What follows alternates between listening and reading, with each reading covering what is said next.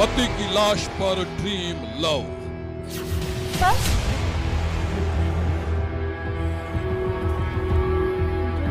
मार ही डालोगे। जमीन में दफन मुर्दे का खुलासा। सपने में पतिदेव को देख लिया क्या? तू हद मजाक नहीं किया करता। दिल दहला देने वाली खूनी कहानी।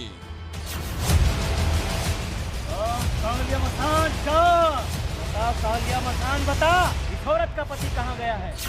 सुहाग की बेवफा कातिल। सनसनी में आज दास्तान बेवफा बीवियों की, उन शातिर महिलाओं की जिनके दो चेहरे थे। एक चेहरा जिसे दुनिया जानती थी और एक दूसरा चेहरा जिसके बारे में किसी को कुछ पता नहीं था। सब कुछ रहस्य के पर्दे में था और एक रोज जब हकीकत का खुलासा हुआ तो सुनने वाले भी कांप गए।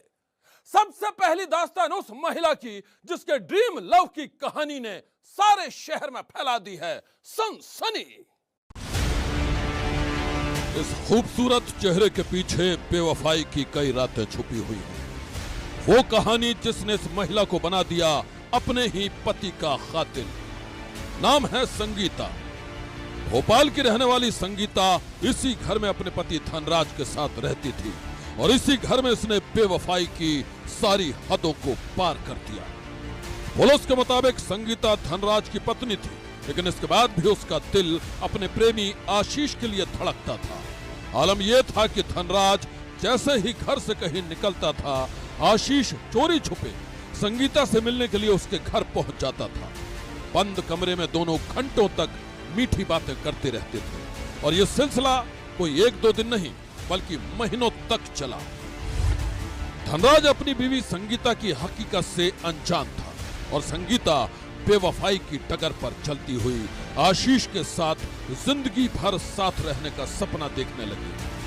दोनों हर रोज छुप कर मिलते थे और फिर एक दूसरे की बाहों में खो जाते थे। वक्त बड़ी तेजी से गुजर रहा था। आशीष के प्यार में सपने देखती हुई संगीता अब उस मुकाम पर खड़ी थी जहां से वो एक पल भी आशीष के बिना रह नहीं सकती थी और इसी बेकरारी ने संगीता की लव स्टोरी का खुलासा कर दिया। बीवी की बेवफाई से धनराज बेहद गुस्से में था। उसने संगीता को कड़े शब्दों में चेतावनी देते हुए कहा, संगीता, शर्म आनी चाहिए तुम्हें। मैं तुम पर इतना यकीन करता था और तुमने मेरे प्यार का ये सिला दिया। कान खोलकर सुन लो, अगर तुमने अपने प्रेमी आशीष से रिश्ता नहीं तोड़ा तो मैं तुम्हारे घर वालों को सब कुछ बता दूंगा। यही नहीं, तुम्हारे प्रेमी को भी मैं सलाखों के पीछे पहुंचवा दूंगा। धनराज ने संगीता को जब से यह धमकी दी थी वो बेहद परेशान थी और जब उसने अपनी परेशानी का जिक्र अपने प्रेमी आशीष से किया तो उसने एक झटके में कर दिया ये फैसला। देखो संगीता, तुम्हें मेरे साथ रहना है या अपने पति धनराज के साथ? अगर मेरे साथ रहना है तो फिर अपने पति को रास्ते से हटाओ और तुम्हें यह करना ही होगा। आशीष की इन बातों को सुनकर संगीता कुछ पल सोचती रही और फिर उसने भी फैसला कर लिया। फैसला आशीष के लिए अपने पति धनराज के मर्डर का। पुलिस के मुताबिक संगीता ने एक साजिश के तहत धनराज को खाने में जहर दे दिया। जहर के असर से धनराज जैसे ही बेहोश हुआ, संगीता और उसके प्रेमी आशीष ने उसे पीटना शुरू कर दिया और फिर पीट कर ही धनराज की हत्या कर दी। हत्या के बाद संगीता और आशीष ने धनराज की लाश को अपनी कार में रखा और फिर दोनों उसे ठिकाने लगाने के लिए बिल्डिंग से निकल गए। दोनों बड़ी देर तक लाश के साथ जहां तहां घूमते रहे, लेकिन इसके बाद भी लाश को ठिकाने नहीं लगा पाए। दोनों को लग रहा था वो पकड़े जाएंगे। बस इसी डर के मारे वो लाश के साथ ही थाने पहुंच गए और फिर पुलिस के सामने अपने गुनाहों का इकरार कर लिया। एक व्यक्ति की हत्या की गई है। हत्या संभवतः उसकी बीवी और उसके एक दोस्त के द्वारा की गई है। इन्होंने ही जो शव है डिस्पोज करने जा रहे थे, पर अभी लाकर इन्होंने खुद ने शव को थाने में प्रस्तुत किया है और एक्सेप्ट किया है कि इन्होंने ही हत्या करी है। इन दोनों को भी हिरासत में लिया गया है। आगे की विवेचना जारी है। पुलिस के सामने संगीता ने जैसे ही अपनी बेवफाई और पति के खून का खुलासा किया, पुलिस ने संगीता के साथ ही उसके प्रेमी आशीष को भी गिरफ्तार कर लिया और अब ये दोनों सलाखों के पीछे हैं। प्रेमी के लिए अपने पति की हत्या करने वाली संगीता अब जेल की हवा खा रही है और अब दास्तान एक दूसरी कातिल बीवी की, एक ऐसी बेवफा की जिसकी करतूतों के खुलासे के लिए एक कंकाल को बोलना पड़ा। ओम गिली गिली भट सा, ओम गिली गिली भट सा, ओम गिली गिली भट स्वाहा, ओम गिली गिली भट स्वाहा। झोंक कालिया मसान, झोंक कालिया मसान जा, झोंक कालिया मसान जा। बाबा की जय हो। बाबा, मैंने बहुत नाम सुना है आपका। आपने तो बड़ी दुखियारियों का बेड़ा पार किया है। कुछ दुखियारी का भी कल्याण कर दीजिए। आप जो कहेंगे मैं वो करूँगी बाबा। बस मेरा भी उद्धार कर दीजिए बाबा, मेरा भी उद्धार कर दीजिए बाबा। रो मत बेटी, बाबा त्रिकालदर्शी के दरबार से कोई भी खाली हाथ नहीं गया। बता क्या तेरी समस्या है? कालिया मसान की कसम, 48 घंटे के अंदर तेरे आंसू का हिसाब होगा। बाबा, मेरा पति कुछ समय से लापता है। वो कहाँ है, किस हाल में है? बस बस, समझ गया समझ गया। तो तू अपने पति की खबर लेने यहाँ आई है? रुक, अभी देखता हूं।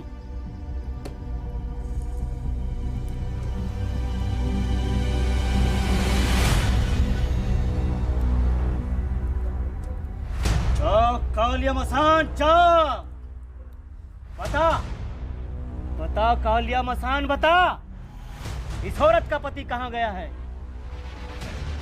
बता, शीघ्र बता। है क्या कहा? इसका पति इसको छोड़कर दूसरी औरत के चक्कर में लग गया है। घोर अनर्थ, घोर अनर्थ। अब क्या होगा बाबा? मैं तो कहीं की नहीं रही, मैं तो कहीं की नहीं रही बाबा, मैं तो कहीं की नहीं रही बाबा। रो मत बेटी, तू बाबा त्रिकालदर्शी के दरबार में आई है। मेरा वादा है, तेरा पति दूसरी औरत को छोड़कर तेरे पास चला आएगा। बस तुम्हें शमशान पूजा की तैयारी करनी होगी। तैयार है? हाँ बाबा, मैं तैयार हूँ। इसमें कुछ पैसे खर्च होंगे। मुझे कोई परवाह नहीं है बाबा, बस मेरा पति वापस लौट आए। तो ठीक है बेटी, 2 क्विंटल दूध और 10,000 रुपए का प्रबंध कर ले, जल्दी से जल्दी। फिर देखना मेरे तंत्र मंत्र का कमाल। तेरा पति तेरा गुलाम बनकर तेरे पास आएगा। ये वादा है, ये वादा है त्रिकालदर्शी बाबा का। ठीक है बाबा, मैं जल्दी इंतजाम करती हूँ। ठीक है बेटी, कालिया मसान तेरे साथ है। ओम गिली गिली फट सा, ओम गिली गिली फट। रहस्यों से भरी यह कहानी यहीं से शुरू होती है। तब पानीपत की रहने वाली गीता बेहद परेशान थी। पिछले कुछ महीनों से उसके पति हरबीर का कुछ अता पता नहीं था और यही बात गीता को खाए जा रही थी। गीता ने हरबीर को हर जगह ढूंढा था, हर जगह उसकी तलाश की थी, लेकिन हर तलाश कई अनसुलझे सवालों के साथ ही अधूरी रह गई थी। मुकम्मल था तो सिर्फ गीता की चाहतों का सिलसिला, वो बदनाम रिश्ता जिसे गीता पूरी दुनिया से छुपा कर रखना चाहती थी। मैं हूं मैं। तुम तो मुझे किसी दिन मार ही डालोगे। कितनी बार कहा है इस तरह से मत आया करो, कोई देख लेगा तो? अरे कोई नहीं देखेगा, सारी दुनिया तो सोई पड़ी है बाहर। अच्छा ये बताओ, तुम्हारा पति मिल गया? कल तुम बाबा त्रिकालदर्शी के पास गई थी ना? मिल जाएगा। बाबा को 2 क्विंटल दूध और 10,000 रुपये चाहिए और फिर मेरा पति मेरा गुलाम बनकर लौटेगा। अच्छा। ये पाखंडी बाबा क्या मुझे मूर्ख समझता है? अरे मेरी जान, अगर तू मूर्ख होती तो क्या मैं आज इस तरह यहाँ आ पाता? बोलना मेरी जान। सचमुच गीता बहुत चालाक थी, इतनी शातिर कि एक तरफ तो वो अपने लापता पति हरबीर को ढूंढ रही थी और दूसरी तरफ एक ऐसे रिश्ते के साथ जी रही थी जो दुनिया की नजरों में नाजायज था। लोग गीता की हकीकत से अनजान थे और गीता एक खौफनाक सच को दिल में दफन कर नाटक पर नाटक कर रही थी। वो हर दिन भगवान के सामने अपने पति के मिल जाने की गुहार लगाती थी और फिर मन ही मन अपनी शातिर चाल पर मुस्कुरा उठती थी। बस इसी तरह करीब 1.5 साल बीत गए। हे प्रभु, मेरी आपसे विनती है कि मेरा पति दूसरी औरत का चक्कर छोड़ के मेरे पास लौट आए। उसके बिना मेरा जीवन व्यर्थ है, व्यर्थ है।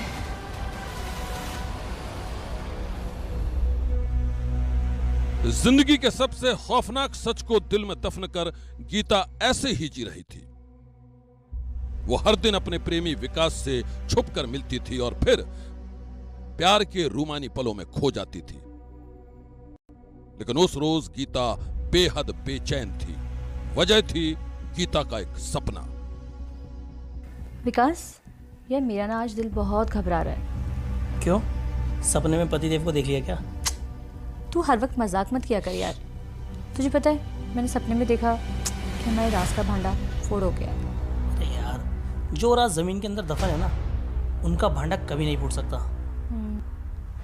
तू बेफिक्र रह और जिंदगी के मजे ले। आ मेरे पास आ। उस रोज गीता के प्रेमी विकास ने उसे यूं ही बहला दिया था। लेकिन तब कौन जानता था कि जिस बुरे ख्वाब के अंदेशे से गीता परेशान थी वो बहुत जल्द सच होने वाला है। हुआ यह कि गीता जिस घर में रहती थी उसी घर के ठीक बगल में रहने वाले उसके ससुराल वाले गीता के घर में आ गए। वो घर के सेप्टिक टैंक की मरम्मत करवाना चाहते थे और जब इसके लिए उन्होंने आंगन की खुदाई की तो जमीन से निकला एक मुर्दा, एक ऐसा नरकंकाल जिसके रहस्यों ने सारे शहर में फैला दी सनसनी। गीता के घर के आंगन से निकले इस नरकंकाल को जब उसके ससुराल वालों ने देखा तो उनकी चीख निकल गई। घर वालों को शक था कि यह कंकाल गीता के लापता पति हरबीर का है। लेकिन गीता ससुराल वालों के इस शक पर भड़क गई। वो बार बार कह रही थी हरबीर 1.5 साल से लापता है और उसकी गुमशुदगी की रिपोर्ट पुलिस में भी दर्ज है। लेकिन ससुराल वालों को गीता की सफाई पर यकीन नहीं हुआ और फिर उन लोगों ने आनन फानन में ही पुलिस को सूचना दी। सूचना मिलते ही पुलिस की एक टीम मौके पर पहुंच गई और फिर शुरू हो गई तहकीकात। मेरे को 100 नंबर से यहाँ पे सूचना मिली थी कि इस तरह एक नरकंकाल मिला है खुदाई करते समय। तो मैं सूचना पाकर तुरंत यहाँ पे मौके पर पहुँचा हूँ। तो मैंने FSL टीम, SOC टीम बुलाई है, तहसीलदार साहब को बुलाया है और जैसे भी आगे कार्रवाई होगी वो हम कार्रवाई करेंगे। गीता के घर के आंगन से निकले नरकंकाल को जब पुलिस ने देखा तो वो भी इसके रहस्यों में उलझ गई। मामले की तह तक जाने के लिए पुलिस वालों ने गीता से पूछताछ शुरू की और फिर गीता के पल पल बदलते बयानों ने उसे शक के घेरे में ला दिया।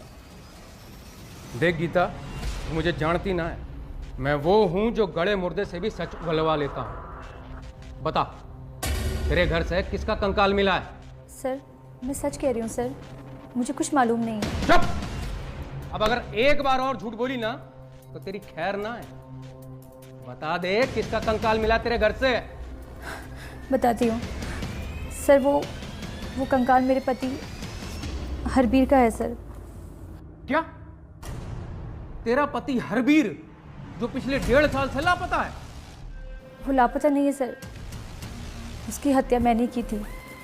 उसकी लाश को घर पे गाड़ दिया था। और तेरे पति हरबीर ने तेरा क्या बिगाड़ा था जो तूने इसकी हत्या कर दी? बिगाड़ा कुछ नहीं था सर, बस उसे एक राज पता चल गया था। राज?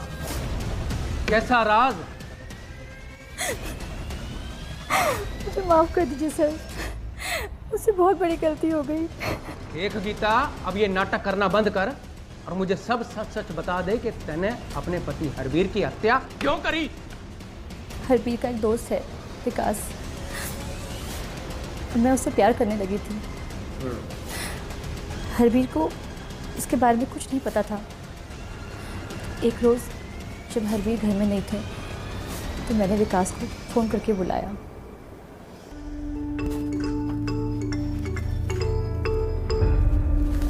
हेलो स्वीट हार्ट, आज सुबह सुबह कैसे? हाँ, बात ही कुछ ऐसी है। सुनो, हरवीर 2 दिन के लिए बाहर गया हुआ है, तुम फ़ौरन मेरे पास आ जाओ। ऐसा मौका बार बार नहीं मिलेगा। क्यों? ठीक है, मैं आधे घंटे में तुम्हारे पास पहुंचता हूँ।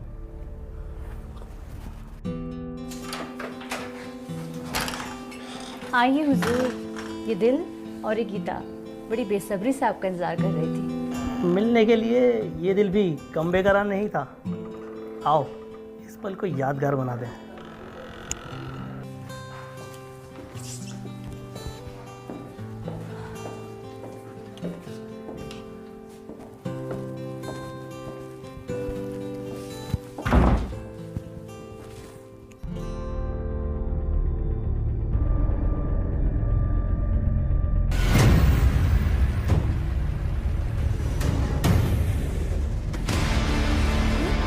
क्यों चौंके? मैं अचानक कैसे पहुंच गया? मैं कहीं बाहर नहीं गया था, मैं यहीं था। घर की दीवार फांद कर अंदर आया हूँ। तुम दोनों पर शक तो मुझे पहले से ही था, आज रंगे हाथों पकड़ भी लिया। भाई गलती हो गई भाई, हमें माफ़ कर दो। माफ कर दूं? तुम्हें माफ कर दूं? अबे तुम तो दोस्ती के नाम पे कलंक हो बे। कि मेरी बीवी बनी थी चक्कर चलाने के लिए। तो तेरे पति हरवीर ने तुझे तेरे आशिक विकास के साथ रंगे हाथों पकड़ लिया था। हाँ सर, उसके बाद उसने विकास और मुझे बहुत पीटा। विकास इस बात से बहुत नाराज़ था। विकास हरवीर से बदला लेना चाहता था और मैं भी यही चाहती थी।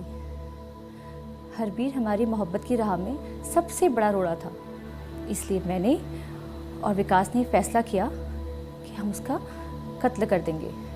फिर एक रोज़ जब हरवीर खूब शराब पीकर घर आया और फिर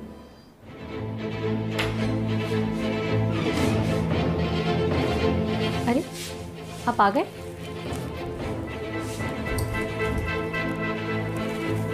हरवीर, हरवीर, हेलो विकास, जहाँ भी हो फ़ौरन मेरे पास आ जाओ। आज मौका बहुत अच्छा है, हमारे रास्ते का कांटा आज हमेशा हमेशा दूर हो जाएगा। अगर ऐसी बात है तो मैं फौरन आता हूँ।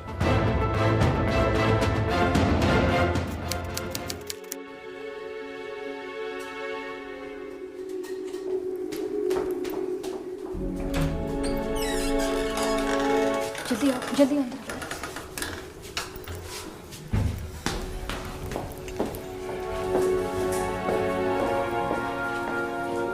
विकास, जो भी करना है जल्दी करो। तुम सिर्फ इसके पैर पकड़ो, बाकी काम मैं देख लूंगा। ठीक है।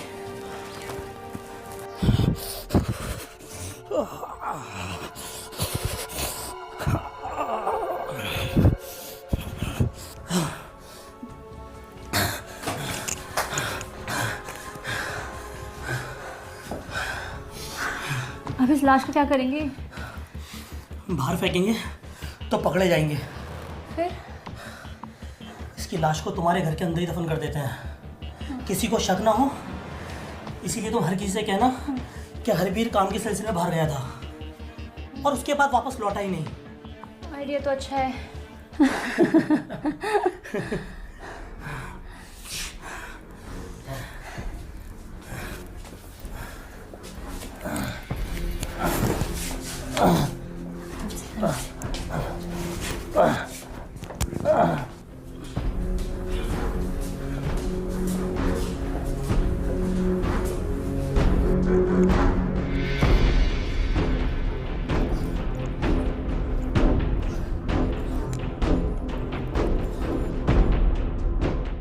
तो तुमने सोचा कि हरवीर की लाश को घर में गाड़ के उसकी गुमशुदगी की झूठी रिपोर्ट लिखाकर तुम लोग बच जाओ, पर तुम लोग ये भूल गए कि गड़े हुए मुर्दे भी एक दिन अपना सच उजागर कर देते हैं।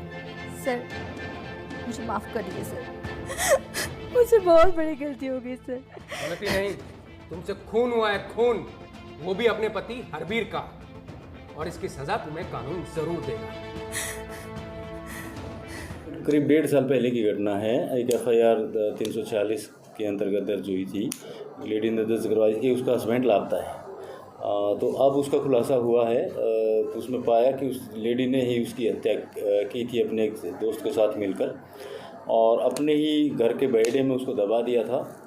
और जब उसके घर वाले उसमें कुछ कंस्ट्रक्शन करना चाह रहे थे, जब उसकी खुदाई की गई तो वो कंकाल मिला, और तब जाके इसका खुलासा उस लेडी को राउंड अप किया गया। तो उससे सारी बात का पता चला कि उसने अपने एक साथी के साथ मिलके उसकी हत्या करके यहाँ दबा दिया था। तो लेडी को गिरफ्तार कर लिया और जेल भेज दिया गया। पुलिस के सामने जैसे ही गीता के खूनी खेल का खुलासा हुआ, उसे गिरफ्तार कर लिया गया।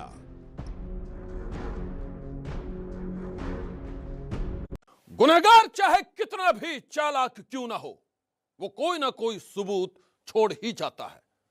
पानीपत की रहने वाली गीता के साथ भी यही हुआ। प्रेमी के साथ शादी के लिए उसने अपने पति की हत्या करके उसकी लाश को जमीन में दफन कर दिया था, लेकिन उसके कंकाल ने ही गीता को पहुंचा दिया सलाखों के पीछे। आज की सनसनी में बस इतना ही। आप रहिएगा होशियार, सन्नाटे को चीरती सनसनी कल फिर देगी दस्तक आपकी दहलीज पर।